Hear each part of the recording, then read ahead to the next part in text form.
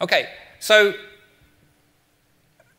the silver-tongued rogue that you just saw invited me to come along and talk about disruption at an educational meeting.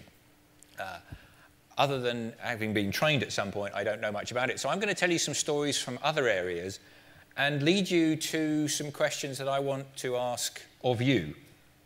So the first thing I did, because I trained as a scientist, I always go back to the original literature, I went to a dictionary. Does this work? Yep. So that's what it says about disruption. It's obviously a very discontinuous process. It's not easy. It requires things to change drastically. And there are words like disorder in there, and they're really very important to understand. Disruption is something we talk a lot about. We talk about disruptive technologies. We talk about markets being disrupted. We talk about it all the time. And I would ask you whether we truly understand what disruption is when we see it, and whether we're not, to borrow a word that's come up a number of times, kind of hardwired to avoid disruption because it's painful. So I just want to start with that question and leave it with you as we go through, and I'm going to tell you a couple of examples about things which the question is, are they disruptive or are they not disruptive? So the first thing is about what sounded like went on a lot last night. It's about going to the pub and drinking. And this is a drinking vessel, right? But we call it a glass. Almost unique among artifacts, we call it after the material it's made out of. And it's actually fascinating to work out why we make drinking vessels out of glass. Is it because we've gone through a rigorous assessment of the requirements of drinking and picked the right material to make our glasses out of, or our drinking vessels out of? So, I trained as a materials scientist, like so. And we'll start off with, there are some advantages to using glass.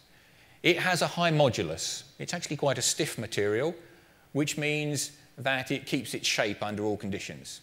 Imagine how difficult it would be drinking beer out of a pint plastic bag, and you get the basic idea. It's got a high melting point as well. So glasses don't melt in summer when the temperature goes up to maybe 25 degrees C. It resists water and detergent, so you can wash it. You can wash it at quite high temperatures. And it's transparent, so you can see what you're drinking, which is quite useful in some circumstances. But it has a downside. As a brittle material, if you drop it or break it or even hit it quite hard, it will shatter and it will give you very sharp edges to what it is, what's left in your hand. This gives rise to another use of glass on a Saturday night as an offensive weapon. And something like about 3,000 people get glassed or bottled every year in this country because we use glass for our drinking vessels in pubs. So why do we use glass? The answer is, this man chose it. Not Maximus Meridius Decimus himself, obviously, but the Romans. Glass became the drinking vessel material of choice back 2,000 years ago. Before that, we would drink out of horn or metal or even wood, which definitely doesn't have a big advantage. And since Roman times, we've had people come out with a variety of plastic materials that make very adequate glasses, like this. But we steadfastly refuse to change. Very, very sophisticated and educated people will tell you that beer tastes different out of a plastic glass, although there is absolutely no scientific evidence for contamination. There are even people who will tell you that the weight of the glass is important to the drinking experience. Yeah? We talk about change being good. We talk about making things right. We talk about economic growth and change. But then here's an example of something where we cling to the old way of doing things for no really good reason. And I would argue that one of the things to learn as a lesson in there is that you have to go back and ask, what is a drinking vessel for, before you specify it and you build it and you go on. And you really need to question whether you understand what you're trying to do with a glass before you make it out of glass.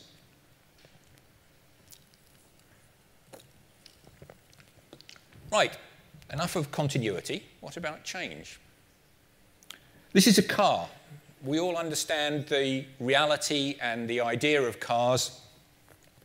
It's a vehicle for personal transport. We mostly have cars that today have an internal combustion engine driving a gearbox and a transmission. It has 4 wheels. It sits anywhere from 2 to sometimes 8 people these days. And we know more or less what it is. But the reason we have the power system we have at the moment is not because it was the right one at the time and still is. It's because that the development of the car as we know it coincided with the birth of the oil industry. And therefore, they made it their business to make sure the internal combustion engine was actually the drivetrain of choice. This car actually is one of the most efficient electric vehicles that they could build in the 1910s. It's in America. So there were electric cars, there were even steam-powered cars. We ended up with petrol-driven cars because of a series of secondary reasons. These days, we understand that oil is a precious resource. It took thousands of years to accumulate it under the Earth's surface, and we use about 2,000 years' worth of accumulation in a year. We've understood that the carbon dioxide, the burning of petrol in cars, contributes something like about 20% to our carbon dioxide emissions in this country. And that has an impact on climate change in some way, shape, or form. That's meant that government attitudes and even consumer choice is moving towards a different way of having a car. There are already a number of cars out there with hybrid petrol-electric systems, many of them driving around through London. There are taxi firms, there are government departments now who use these Priuses. And they're really interesting. But there's kind of like about 15,000 out of a very large number on the ground at the moment. We don't know what the car we're going to be driving in 20 or 30 or 40 years' time is truly like. We have some ideas. The drivetrain will probably be electric. It will probably be electric motors driving the wheels. The power will come from a combination of batteries, which are topped up either with a fuel cell or a very much evolved internal combustion engine, or if you have only short runs, you plug your batteries into the grid overnight and charge them up that way. When this whole change became an obvious thing that had to occur and governments around the world were driving it, the automotive industry wasn't at first very keen to do that. It disturbed their existing world and it made things difficult for them. But actually, over a remarkably small period of time, a number of the automotive companies recognized the opportunity as well as the challenge. And there's not a very large number of major manufacturers these days who don't have an electric car on their fleet. And this is one's an interesting. This is a Jaguar. It's a limousine. It has the performance and the luxury of a currently available limousine, but it has a hybrid power system, and it puts out 49 grams per kilometre on the urban cycle. For those of you who aren't familiar with the numbers, that's about half what the best available current car does. There's also a large number of new entrants into the field, people who are actually challenging the way you build cars, not just the way you use them. But not everything will change. That's still a car. If you look at most of the electric cars, they look like cars. As I said at the beginning, we know what cars do. We have a feeling about cars, which means that there are 35 million of them on the road in this country at the present moment, and we bought 2 million new ones last year. So if you're a car manufacturer, you know more or less where the market is and more or less where it's going over the next few years, so you can predict how many cars you would build, you can work out your supply chains, you can do all the good things. You can estimate the future market for a while. You could probably even sub-segment it into who's going to buy small cars, who's going to buy SUVs, and so on. the market evolves moderately slowly. We, on average, own our cars for about 5 years, and a car will have 2 or 3 owners before it becomes scrapped. If you have a predictable market and the product is basically the same, you can do a lot of things. But actually, it's missing the point. The car is what we think personal transport is, but actually, what we want to do is move from point A to point B in a manner which is under our control, which is the important thing, and that's why we don't like a lot of mass transit. We tend to want to be able to control when we do things. So if we take our learning from the glass analogy, if you stop and think about what we use a car for, do we even have the right things to move around in? Okay. So I would say that cars haven't been disrupted. They've evolved. There have, on the other hand, been a number of things that have changed drastically for many people in this country, and we've talked about them a lot this morning. They're mostly to do with the birth and rapid growth of the internet. The bulk of this change has happened over the last 10 or so years, to the point that many of the things on that slide aren't that old, but look decidedly old-fashioned. We take for granted what those things gave us. I can remember the first mobile phone and the Dom Jolly adverts. Things have changed drastically, and we've really come to expect a high rate of change. It's this ability to access all forms of information almost instantly that's led to this change. And if we take 2 particular industries, the retail and banking industries, we've actually all experienced them.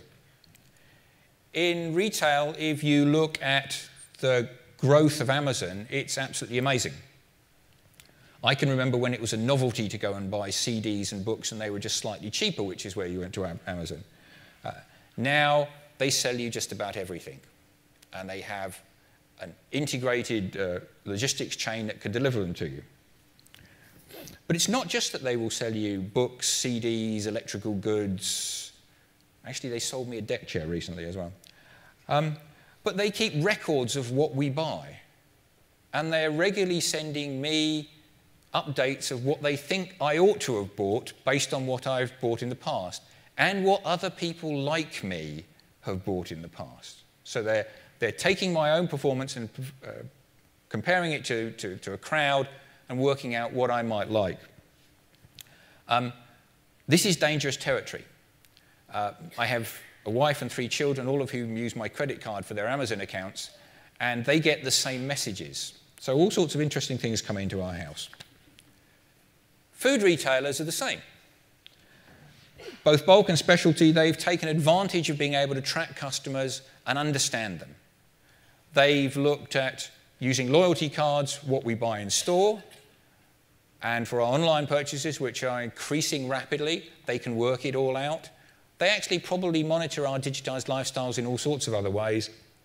And once again, when we forget to buy something we didn't know we really needed, they will make it easy for us to buy it and even deliver it to our house. In banking, it's not just what we see that's been transformed. Although the fact that I can go and get banking money out of a hole in the wall anywhere around the country or the world is a wonderful thing. The fact that my credit card works wherever I go is a wonderful thing, and that's all back office stuff. Financial institutions are increasingly using computers to do lots more than that. They're using them to execute and even predict trades in the stock exchanges. We now apparently regularly have mini crashes lasting a few microseconds where the sort of semi-automatic algorithm-driven buying and selling of stocks and shares causes small amounts to be wiped off the value of the stock exchange once a month or so. And we didn't know about it. So, if I go back to my core theme, has the internet caused disruption? I would argue that it's not yet. Because no matter how wonderful those systems are, the fact that Tesco knows what I buy regularly is no different from the person in the corner shop recognizing me and knowing I like hobnobs. It's the same idea. We haven't yet got to the point where we're really using the power of, somebody said this morning, it's not a supercomputer, but these things that we carry in our pockets. Didn't do that. So, I mean, I would argue that the internet is causing disruption, but it hasn't yet finished its process. And I think that chimes with everything else we've heard today. Which comes us to the question of disruption, innovation in education. As I said, I am not in any way, shape or form a trained educator. My ability to comment comes from the fact that I went through the educational system in this country, and I have 3 children who have almost all now gone through the system itself. I started a long time ago. What I want to do is go back and ask the questions that I asked in the first 2, is what is the purpose of education, and have we thought about the developing requirements? So, is education the accumulation of knowledge, or the process by which you know how to use knowledge you get hold of?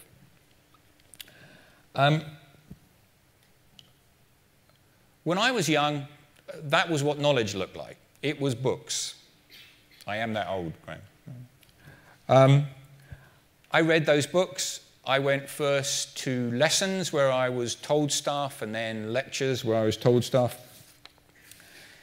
And I had an interesting problem, because I had to remember the stuff I was being told, which was quite complicated, at least for me at the time, and I had to remember the context in which it was taken, because that's important. The knowledge tends to have value in context. But I was implicitly aware through all my education that the goal was to stuff things into my head so that I could use them later. As I got to be older, I recognized the fact that that's not how I operate in the day. What I need to know is roughly where the information was available and how it all fitted together so that I could get it when I needed it. It was more useful, and actually, because I'm inherently a lazy person, easier not to know everything, but to know how it all fitted together and know where it was contained so that I can go and get the detail when I needed it. As I have said, I have 3 children. They went through the British schooling system, the British educational system, and to be honest, it sounded just like mine. They would come home in the evening, and because we were internet enabled from fairly early on, they got used to the fact that they could find a fact or opinion out almost instantly if they asked the right question. They could share that question with their friends, not just locally, but around the world. They were instantly connected to everything. But in the school and in the universities, they went through a process almost exactly analogous to the one I went through. Schools, it was lessons and they learnt stuff. University, it was lectures, practicals, and examinations. It sounds like, to me, we haven't changed education too much. And maybe that's because we haven't gone back to question what it's all about. For example, simple one, and it came up this morning somewhere, if we educate individuals for their own benefit so that they can compete more effectively in a very, very competitive world, surely we would be differentiating between how we educated our children. We would be spending a lot more time making sure they were better educated than their colleagues so that they could compete against them. That doesn't seem to be the way it works in our country. Would that not lead to a much higher use of private education than we currently have? Presumably, if you go back to why we have glasses, I go back to why we have education, presumably it started off as a tailored process. When there are a few people in the world, Neanderthals or whatever, the parents would pass on the knowledge of how the world operated to their children as they thought they needed the opportunity to use it. No, wrong. Yeah, all right. Sort of campfire mentality. Maybe they talked about what happened. They were taught the knowledge in the context at the same time, and then they went out and used it. Perhaps they even listened or gained the context by listening to stories around the campfire, which of course were stories which were probably acted out, which is probably an early example of multimedia, I guess. Like all human activities, sharing happened. When the tribes grew in size, they learned to share, they learned to parcel up the children and look after them. Standard processes grow up. They always do. People always get to standardize because it just makes life easier. Some point we must have got into the production line attitude to education. Standardizing, because that made teaching easier and it made learning easier, maybe. And it's really quite interesting how if you look at classrooms around the world, they look all the same. If you do a search on Google, which I did for images, of classrooms, limit it to things in the last couple of years, they all look the same. The children in ranks in front of the teacher. And it's quite interesting because as I watch people standing up here this morning, we're all unused to standing in the round because we actually like being in front of people in an organised manner. You don't know where to turn in this. It's really quite amusing for those of you who've not done it. Yet today we also have some interesting anomalies in thinking. We're looking for smaller class sizes because we want more of an interaction with the teacher. But that's driven, as Graham said, by some productivity issues. So it's really quite interesting. So, why is the Technology Strategy Board interested in this area? This, by the way, is a picture of my boss, Ian Gray. He doesn't believe that, but never mind. Our role is to support UK-based businesses to take advantage of changes in markets. It's about driving growth.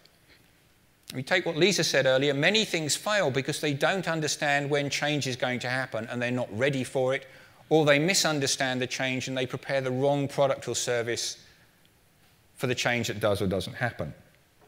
What we're looking for is the technologies that give people the opportunities to change the way they do things, which then become embedded and grow as the market takes off. What we're interested in is whether education as a market is going to change and how fast and how far it's going to change. We don't know the answer. Be honest about this. We've been looking at this for about a year in a low-key way, and this is an opportunity for us to access a lot of people who care deeply about this and work out what it is. The question is there an underlying drive to change the educational market, and does that give you the opportunity for change, either evolutionary or disruptive, and what do you want to do about it? Because you're the sorts of people that change it. Technologies don't change markets of their own accord. People decide to take up technologies and use them to affect the change and then embed the change in their area. So this is not the end of our interaction. At 1:30 or possibly later, there will be a workshop in the King Smeaton room, which we encourage you to come to and tell us what you think. It's not for us to tell you how to change your area of expertise. It's about for us to help you, if we can, to make that change both start and stay. So thank you very much.